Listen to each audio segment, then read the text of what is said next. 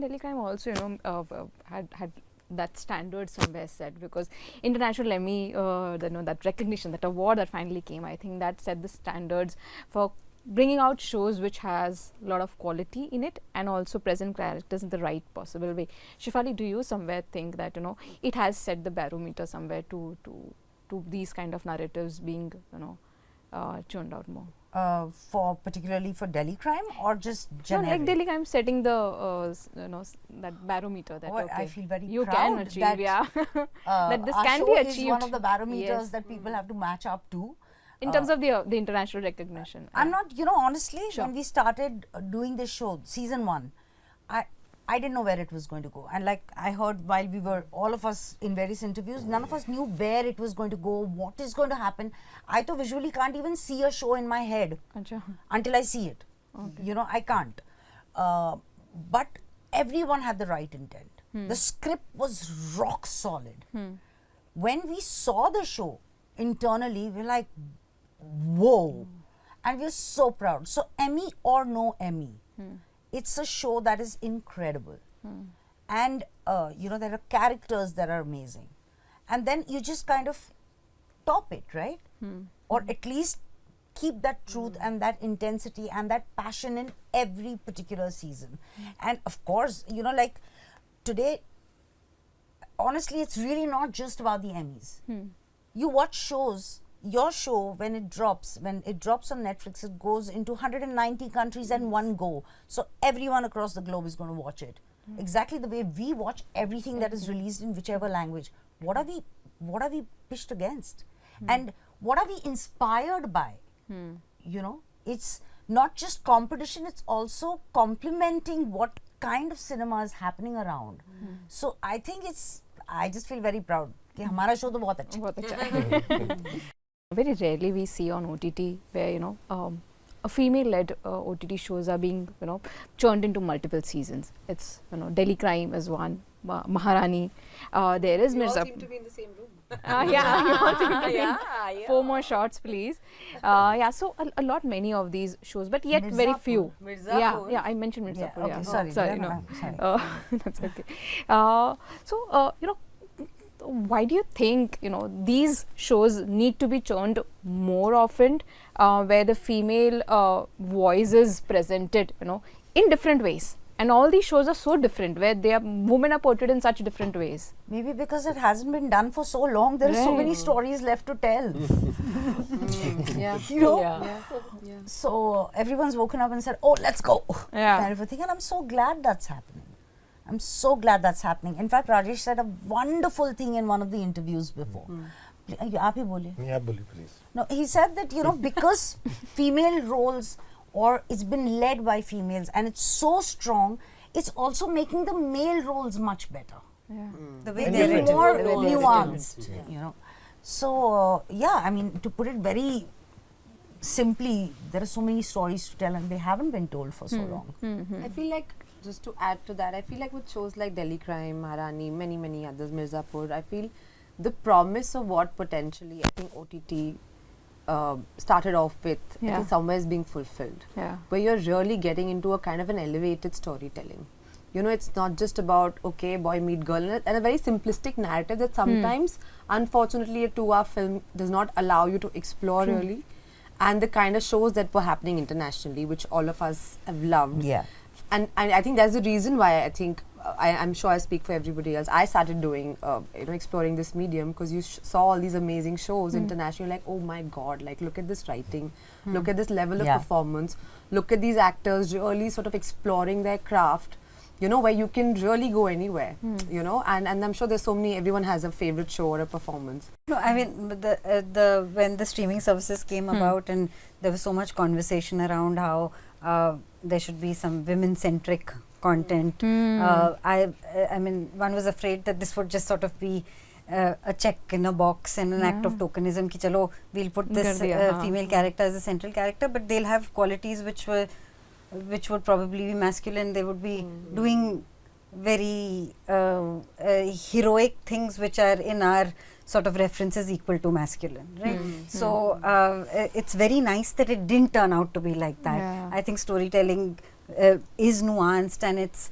really sort of respecting and exploring a woman's inner life and really celebrating femininity. So that was something that that with shows like Maharani and Delhi Crime we've seen that happens. So that's a very welcome change, and I hope it's here to stay. There's the good and the bad everywhere. I mean, there are some narratives which are still very male centric, you know. But I think even in those, the smaller parts that women have are very nuanced and interestingly written. The intent is right. You might not always succeed.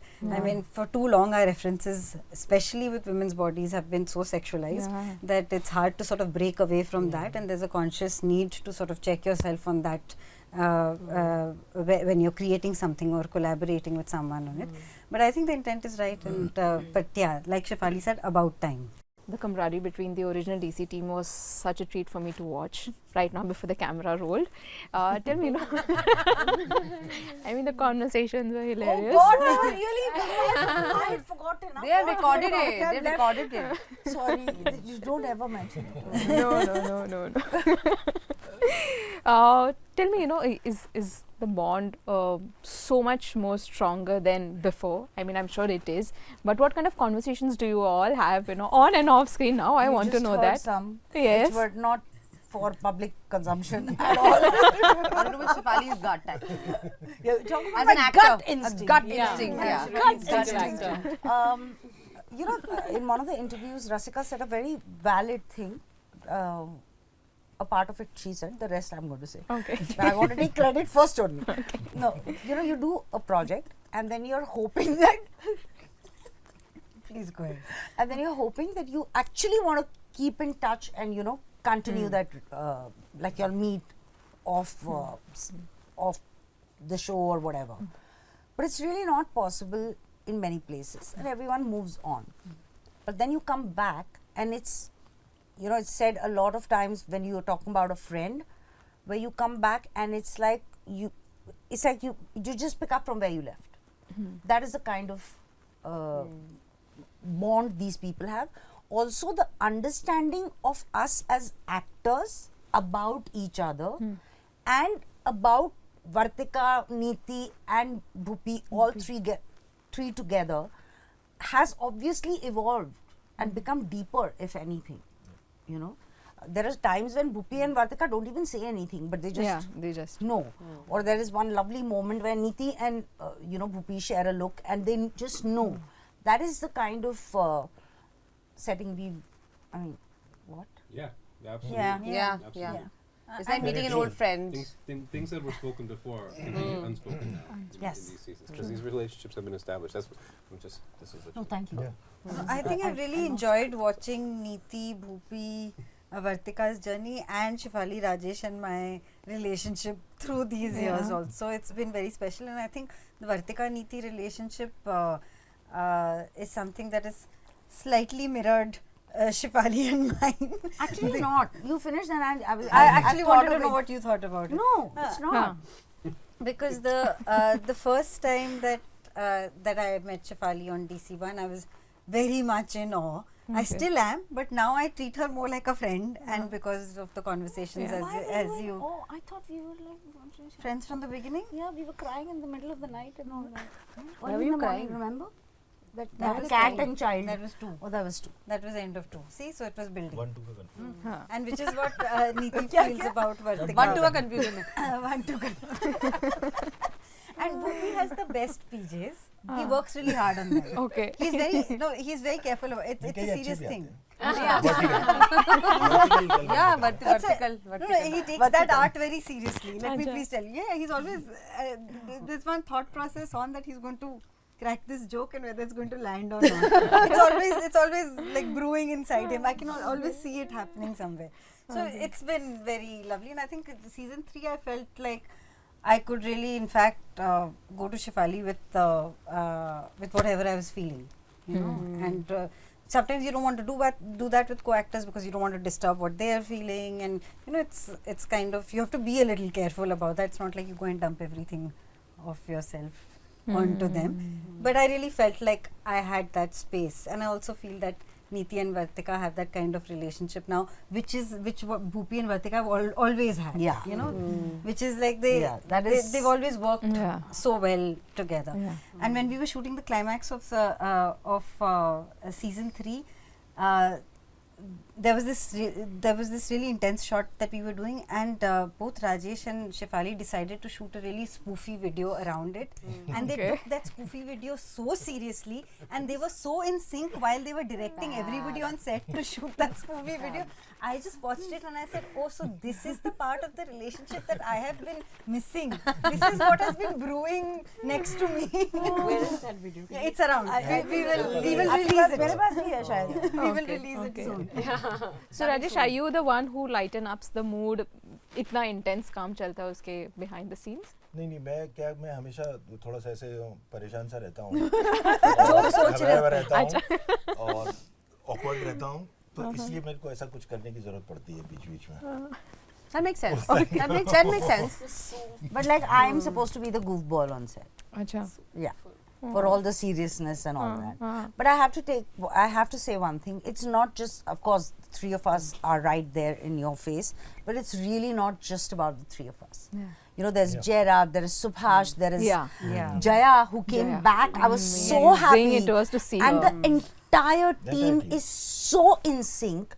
And it has to do also with these commendable actors. Yeah. Like, it doesn't feel like, it's just so fluid, and that's one of the strengths of Delhi Crime. True. एक चीज मैं add करना चाहूँगा, जो अक्सर हम लोगों से सवाल पूछा जाता है कि इतनी अच्छी आपकी समझ है, ये जो अंदर का है, खासतौर पे भूपी, वर्तिका और नीति का, मैं यहाँ पे इसको हम बहुत ही आइडियलिस्टिक सा भी कई बार बना दे रहे हैं. मुझे लगता है एक चीज़ की मैं रेस्पेक्ट करना चाहूँगा और कहना चाहूँगा कि यहाँ सारे एक्टर्स इतने प्रोफेशनल हैं और एक्टिंग के एथिक्स इतने अच्छे हैं कि वो हर किसी को स्पेस भी देते हैं, है ना. तो ये सिर्फ वो नहीं है, ये प्रोफेशनल वो भी है, एक्टिंग के एथिक्स भी हैं. And also, I think we are all thinking of, like, when I'm doing a scene, like Vartika has this thing in her mind, you know, that this issue should be given to Neeti. अच्छा. She will handle this better. This has to go to Subhash. He can handle that better. But the same way, if I get a scene, you know, there are a lot of times when I feel, but this shouldn't be coming from Vartika. It should be coming from. So I think we are all very open as actors. I think that's what we work for the scene. We work for the scene, and we love what we are doing. So it's become such a wonderful space. None of us, and I can honestly say it about every actor on this set, not one is thinking only about themselves or their space in the scene. You know, that's why it's so believable. That's why the show works. Yeah, it's one of the biggest reasons that it does. True.